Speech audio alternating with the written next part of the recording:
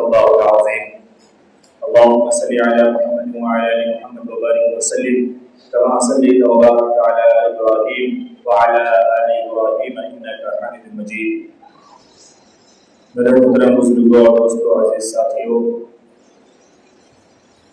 اللہ رب العالمین کا بے پناہ شکر اور احسان ہے ہم تمام ایک بار پھر اللہ کے دربار میں اللہ کے احکام کی برابری کے لیے جمع ہوئے.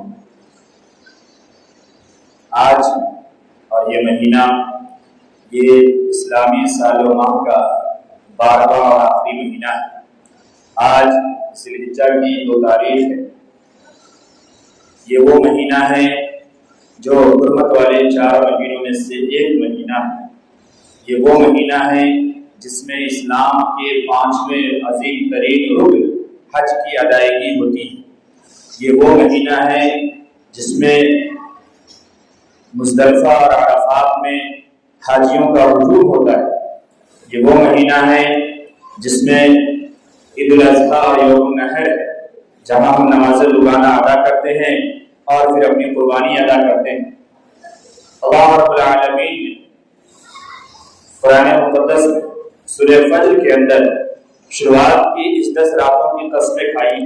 در منصور میں مختلف روایتوں سے یہ بات موجود ہے کہ آقا صلی اللہ علیہ وسلم نے فرمایا کہ اس سے یہ عشرہ ذی الحجہ ہی مراد ہے. والفجر وليال عشر والشفع والوتر.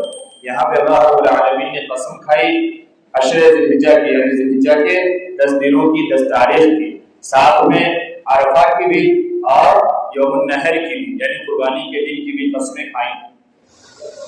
یہ وہ مہینہ ہے اور یہ وہ تاریخ ہے جس میں ہم آپ زندگی گزار رہے ہیں، اور اللہ نے ہمارے عمر کو اتنی برکت دی ہے یا اتنی دراز کی ہے اب تک کہ ہم یہ دن تک پہنچ گئے ہیں کہ جناب محمد رسول اللہ صلی اللہ علیہ وسلم کا فرمان عالی شان موجود ہے کہ یہ وہ 10 دن ہیں جس میں اللہ رب العالمین کو اعمال اور نیک عمل یہ اور دنوں کے مقابلے میں سب سے زیادہ محبوب اور سب سے زیادہ پسندیدہ ہے.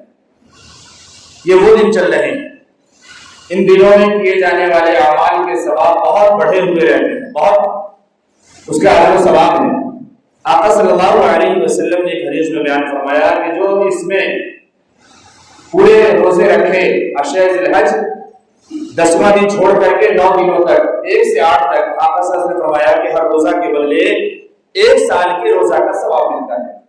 ہر روزہ 1 دن کا رکھیں گے 1 سال کا ثواب ملے گا، دوسرا دن رکھیں گے 2 سال کا، تیسرا دن رکھیں گے 3 سال کا، یعنی ہر روزہ کے بدلے 1 سال کے روزے کا ثواب ملتا ہے. یہ حدیث سے صحیح سے بتا رہا ہوں آپ کو، پرانی رات.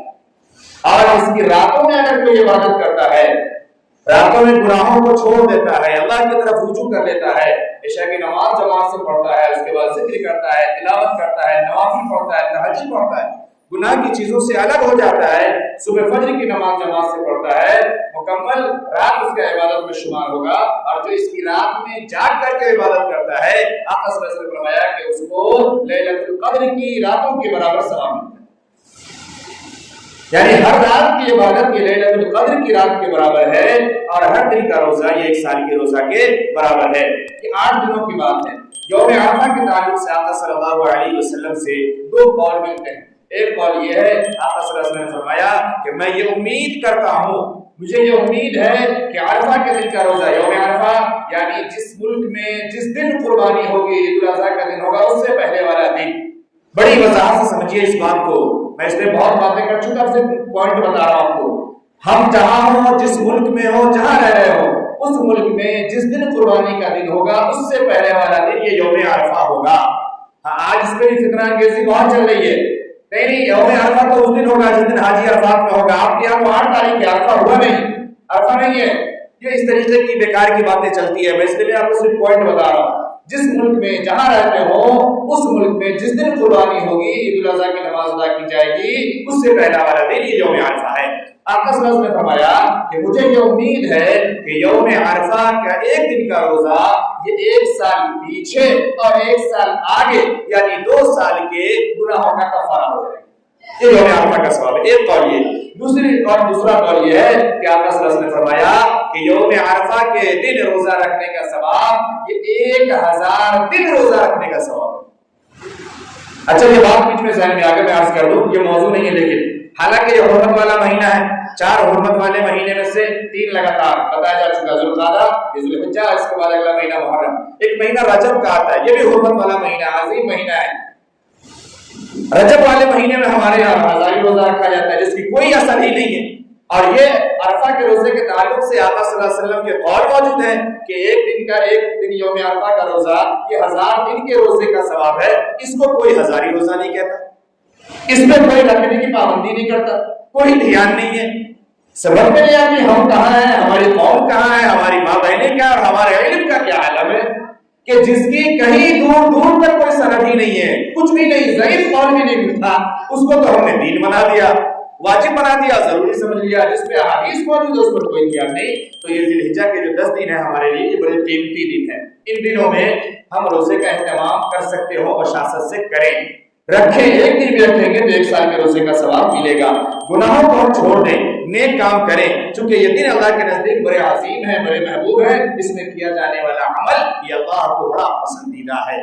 آقا صلی اللہ علیہ وسلم نے ایک عمل ساتھ بھی اس میں بیان فرمایا، وہ یہ کہ یہ دن محبوب ہے اور اس میں ایک کام کا اہتمام کیا کرو، فرمایا فیہن فاکثروا فیہن التکبیر والتہلیل والتسبیح، کہ اس 10 دنوں میں سبحان اللہ، الحمدللہ، اللہ اکبر، اس کی کثرت کیا کرو، خوب اس کو پڑھا کرو۔ یہ حدیث سے ثابت ہے، حدیث میں یہ بات موجود ہے کہ اللہ کا ذکر کرو، اللہ کا نام لو، تسبیح سبحان اللہ کہو، تحلیل لا الہ الا اللہ کہو، تکبیر اللہ اکبر کہو، خوب اس کو پڑھو۔ اور اس کے لیے حضرت ابن عباس رضی اللہ تعالی عنہ کا عمل موجود ہے اور عمل لکھا ہوا ہے کہ حضرت عباس رضی اللہ تعالی عنہ اس 10 دنوں میں کثرت سے تکبیر پڑھا کرتے تھے، اور تکبیر پڑھتے تھے وہی تکبیر جو ہم آپ یوم عرفہ سے لے کر کے 13 کی عصر تک پڑھیں گے، جسے ایام تشریق کہتے ہیں، جو تکبیر پڑھتے ہیں اللہ اکبر اللہ اکبر لا الہ الا اللہ واللہ اکبر اللہ اکبر وللہ الحمد، اس کا اہتمام کرتے تھے اور پڑھتے تھے۔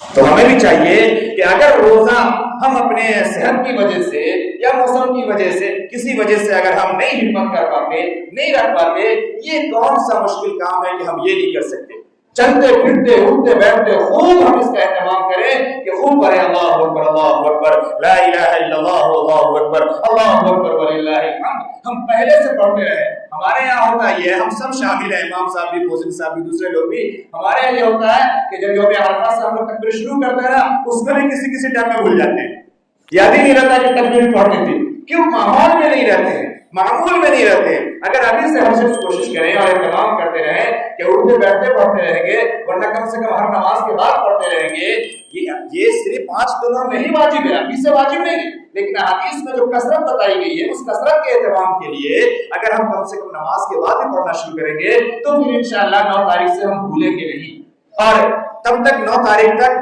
بہت سارا ثواب ہم اپنے دامن میں بٹور چکے ہوں گے۔ تو کم سے کم اس چھوٹے سے عمل کی کوشش ہم کریں جس کی قدر اللہ کے نزدیک بہت زیادہ ہے۔